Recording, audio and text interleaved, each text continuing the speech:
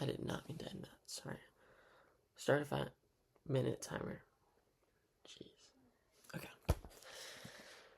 So, how many sports athletes have we seen, that are at an all-time high in their career, doing great, looks like they're going to have a long, healthy career, and it's looking amazing for them. But out of nowhere, they have a career-ending injury, and they can no longer do what they love. And, this leaves them broken and sad. And sometimes they even feel like they're worthless because everything that they've put, all their time, their effort, their money, is into their one passion, which is a sport, say basketball, and now they can no longer do that, and they can no longer make any profit off that either. That's where this quote comes in. This quote says, "Happy is the man who can make a living off his hobby." For me, when I hear this, I think of something my grandpa used to tell me. He used to say, do what you love, and you'll always love what you do. Which, growing up, I invested a lot into my hobbies. Just tried doing things that I really enjoyed, growing in those.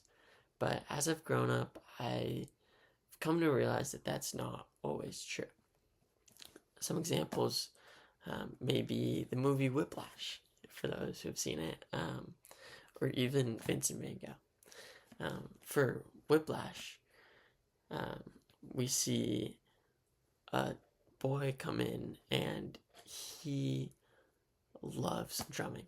He's so passionate about drumming, and he gets this coach, and his coach is driven by perfection, and this leads Andrew, the main character, it leads him to strive for perfection in everything that he does. He won't stop until it's perfect, and it almost drives him mad.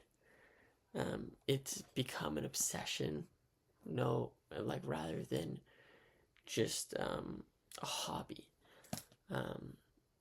He's trying to make a living off it. He's trying to become perfect. He's trying to become the best. But it inevitably leaves him alone, and he almost has a mental breakdown. And it almost destroys his wellness. So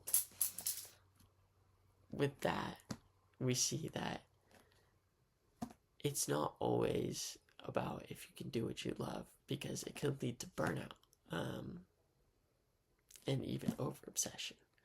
For the second example, we see Vincent Van Gogh, and he actually never sold a single painting, or he sold one painting, sorry. He sold one painting in his entire lifetime. He dedicated his whole life to doing what he loved, and in the end, he didn't get to see any of that bloom. It left him with a lot of mental illness, and inevitably in poverty. So, with that, how does that all relate? Bringing it all back together. The quote, "Happy is the man who can make a living off of his hobby," is necessarily not true. I think some hobbies are just meant to stay hobbies, even if you can monetize it. But I think when they start to monetize hobbies, it can become an obsession, and if it's not successful, then people are left wondering, what do they do? And if everything that they've put into their hobby is now a waste of time, and it can inevitably leave people burnt out, and even as we've seen with mental illnesses. And so, yeah.